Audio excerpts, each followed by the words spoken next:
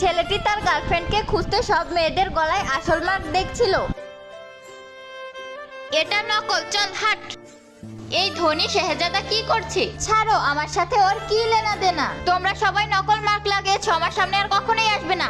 বাবা প্লিজ ওদের মধ্যে কাউকে বিয়ে করে নে, একবার শুধু আমাকে দাদি বানিয়ে দে। না মা, আমার ওই মেয়েটাই চাই যার গায়ে আসল মার্ক আছে। ওকে ঠিক আছে।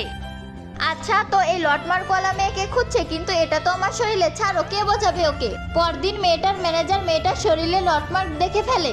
সরাও জলদি, ওখানের কাপড় সরাও। আরে না, আমাকে ছুবে না। আসলে এটা একটু যার কাছে দেখা হয় তাকেই ধনী শাহজাদার কাছে নিয়ে যাওয়া হয়। হ্যাঁ আমি জানি, ওনার এক্স-জিএফ এর গায়ে এই ট্যাটু ছিল। ওনার শেহজাদিকে অনেক পিটিয়েছে, এই জন্য ছেড়ে চলে গিয়েছে। সত্যি নাকি? আরে না, আমি তো মজা করছি। মজা করছিলে? আমি আগে থেকে জানি, পাগল হওয়ার নাটক করছিলাম। পরদিন মেয়েটি ছেলেটিকে পানি খাওয়াচ্ছিল, তখনই মেয়েটির কাপড় সরে যায়। ওর কাপড় সত্যিই ছেলেটি দেখে ফেলে।